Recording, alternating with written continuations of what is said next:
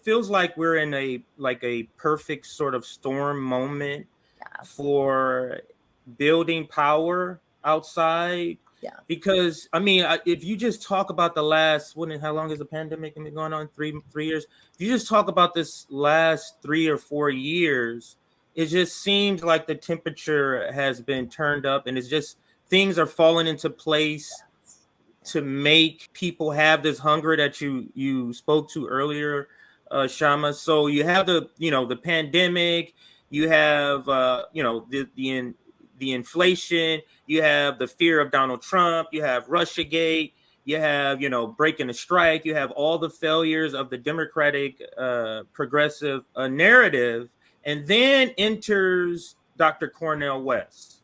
It feels perfect for this moment. It's very hard for people to attack him, even in corporate media. It's really not a real strong attack line. As Kshama, as you mentioned earlier, people are really hungry for something outside of the red-blue game. So to me, this feels like a perfect storm for what we're talking about today, which is building power outside of the red-blue team. So then that begs the question, how do we use a campaign like the Dr. West campaign to facilitate this sort of moving, this sort of shifting, this sort of building of power? I'll start with you, Kshama, and then I'll go to you, Dr. Stein, for your response to that question. I think, first of all, yes, as you said, there is something in the air. This is a really important moment, and there is all of that potential, as we were discussing earlier. And in order to really make the most of this campaign, and before I say that, I should also say, I think, yes, it is about the campaign, and that means all of us really, and the campaign strategy organization, of course. Jill, you're part of that, and I'm eager to hear more about that. But at the same time, it's also Cornel. I mean, it's important that we have somebody like Cornel West, who's clearly genuine. And as you alluded to this, CJ, they are attacking him. The corporate media, the Democrats are attacking him every which way possible, which of course was we knew that was going to happen. But it's also so important that we have somebody like him as the candidate for the campaign, because he is genuine. He has a long, decades long track record of standing up for, genuinely standing up for social and economic justice. And so it's no coincidence that this campaign is raising many of the same demands that Bernie had raised, which we strongly agree with. But in order for all of this potential to be realized, I think, as I was alluding to earlier, two things. One is what we do in this campaign is important, and what vision we hold out for after the campaign. Both those questions are important.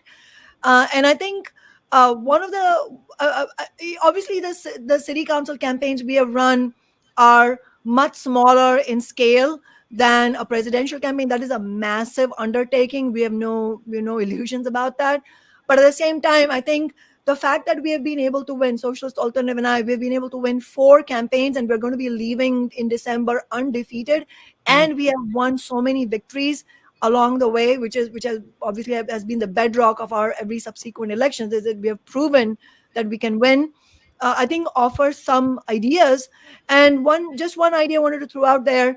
Obviously, there's a lot more to be said about this, but just one for now is one of the ways in which we were able to win our election campaigns, despite the massive opposition to us, was to recognize that we have to organize the rank and file on many different fronts in a very explicit way, to help them to stand up to their own leaders who are not on our side. And a very specific example of what I'm saying is how we built what we call Labor for Sawant in every election campaign, because in virtually every, except for one in 2015, every election campaign, what we've seen is, except for a few left union leaders, the vast majority of the union leadership was opposed to us. They tail end the Democratic establishment. Unfortunately, that's the truth. They don't represent the interests of their members, and this is basically very big aspect of business unionism. They believe that they can collaborate with the bosses. They have a very close relationship with the Democratic establishment in the city. That's true nationally as well. And so we would not have won any of our election campaigns let alone the other victories that we won, had we not had a very conscious and explicit strategy to organize rank and file union members to stand up to what the union leadership was presenting. So even in the unions that ended up endorsing our opponents, we had big sections of the rank and file that were part of the Labor for Sawant contingent, which ended up playing a very important role in winning our election. So that's just one aspect of, I think, what we need to do, obviously on a much bigger scale. We need a Labor for Cornell West kind of thing that can really bring this together. That is actually a fantastic idea that I don't know if I had put that together in that way. And let's give you the opportunity also, Dr. Stein. What say you about this being a perfect sort of storm moment for a candidacy or a campaign like a Cornell West campaign? And how do we use, or how do we facilitate this campaign being the vehicle of that building of power outside of the duopoly? Yeah. So, first, totally, this is that perfect storm. And working people are watching their lives fall apart. Student debt, medical debt, evictions, just skyrocketing rents. 40%, I think, of renters are stressed, are financially stressed and meet that criteria for, not being able to afford their housing. And this is commonplace. 500,000 people on the streets every night who are basically houseless. Healthcare, 70,000 people practically dying every year for lack of what every other developed nation around the world is providing as a matter of right. You can just rattle off the statistics one by one. 100 million people in medical debt. People cannot survive. 60-some% who say they are living paycheck to paycheck. It's just, the numbers are staggering. Recently, there was a report that the fourth leading cause of death in the U.S. is poverty. It's just incredible. And here we are spending $115 billion for all sorts of things in Ukraine. Why are we spending this money in Ukraine when people are falling like flies right here in this country? Not to mention that over 50% of our budget is funding the military, which is not making anybody safer or more secure or advancing the cause of democracy. We have utter system failure across the board, including the really collapse of any semblance of democracy and the complete hijack of our political system by a predatory, rapacious oligarchy. That's how the system works. We need a very broad agenda to reclaim this promise of democracy and the things that make our lives possible. We deserve to survive. We deserve to thrive. And, to settle for anything less is ridiculous. And the propaganda being pushed now out of the Democrats and the Republicans in their own way, but especially the Democrats who are saying that Cornell is a spoiler, Dr. West is a spoiler. Spoiling what exactly? Spoiling your, old white guy monopoly on political power. That's what they're screaming about and shrieking about through a media that has lost all credibility anyhow. So who even cares? Personally, I feel like this onslaught of smears, I'm not inclined to even pay very much attention to it because it's such nonsense and it's coming from a completely discredited source. I think it's something like 14-16% now, who believe in legacy media and the TV. It's let them scream, let them whine, let them do their thing. It's really kind of like water rolling off our backs. Because what is being spoiled is life. And the potential to survive. And I feel like we need to stay on message and attack that and not worry about rebutting the nonsense that's being spouted by these whiners, these old guy whiners who are watching their power kind of slide through their fingers. And, in terms of, how do we move here for the long haul? I completely agree with what Kshama said. This is really all about organizing in each of the sectors, and that's how I at least think about the campaign, is that we have critical messages that are intended to support and strengthen the fight that the grassroots is already engaged in. It's like the rebellion is in full swing and it's happening in each sector. And when it comes to elections, you have this usual takeover by the usual suspects who get propelled and amplified in the corporate media.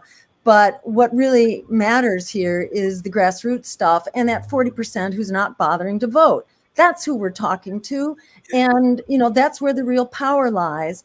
And the numbers of people who are not voting is almost enough to win the election. Mm-hmm. Add that to some of these, huge proportions of Democrats and Republicans who are ready to vote third party, who basically share, the priorities of the really true grassroots progressive agenda for healthcare as a human right, affordable housing as a human right, to make public higher education free and abolish student debt and medical debt, and ensure the rights of workers to strong unions that actually represent them. And to a true living wage, whatever that would be now, $20, $24 dollars per hour. That's what we're talking about. And, I just thank our lucky stars that Cornell has stepped forward, and he's, you don't have to work with this candidate about what is his message, because he's been doing this really for all of his life. He's current, he's on top of it. He has to get used to like how campaigns work a little bit, because there's, this is a whole new world. And I know from having done this myself back in the year 2002, where I jumped into a gubernatorial campaign, having absolutely no idea what was involved and how you do this and how you work with a team of people who have kind of, sort of a list of political things that you have to do. If you're going to play this game, you have to play the game and win the game, otherwise you're going to be torn apart by the game and you will fail at the game. It's not easy to get on the ballot. And there are a lot of things we have to do in certain time. And it doesn't make any sense whatsoever to people who haven't been through this. So there's a lot of dialogue we have to have. Cornell has been just flat out doing basically 24/7 interviews. Yeah. He really prioritizes the grassroots, which is so wonderful. His whole thing is about empowering, grassroots groups and frontline communities. So he's got all the right instincts. He's got all the right message. And, he's creating a wave, even without a campaign having been organized behind him, because we just inherited this. Usually you prepare a campaign for months in advance, and you have your campaign plan, what your messages are. You've got your emergency response team to your smears. You have your ballot access stuff lined up. You have your staff. We had none of that. When we saw that interview with Amy Goodman on a Wednesday, he launched on Monday. We saw that on Wednesday and said, oh no, this is not going to work. We had our conversation. I was texting with Chris when he was at the Workers Strike Back in New York, and we were saying, yeah, we got to talk to Cornell. We talked to Cornell the next day, and it was a done deal. But then I realized, okay, now who's going to run this campaign? Which is how I got sort of dragged into something that I have not, been properly prepared for. But probably as prepared as anybody in the Green Party, because but you stepped up though. You stepped up. And, you're not kidding. Yeah, I was not going to let this go down. There was just no way in hell I was going to let that happen. And you see, it's so funny. No, it's so funny that you were having the same sort of thought process when you saw the interview on Democracy Now. Like, oh no, we can't let this go by. We were having the same conversations here on RBN. Nick, if you remember, it was one of the post-duopoly shows, and we had our brothers from Heartlands Media and Do Dissidents, and we were saying, listen, we're giving him 90 days to change course from the People's Party, because this is a real opportunity to build power. We didn't say get elected. We said this is a real opportunity to shift people out of the Democratic Party. But go ahead, Nick. You were going to chime in with something there. Go ahead. Yeah. I was about to say earlier. I remember as soon as Jill Stein and Dr. Cornel was hooked up, there was an article in CNN where they was panicking, but they said Jill Stein is back, and now you guys see why they're terrified.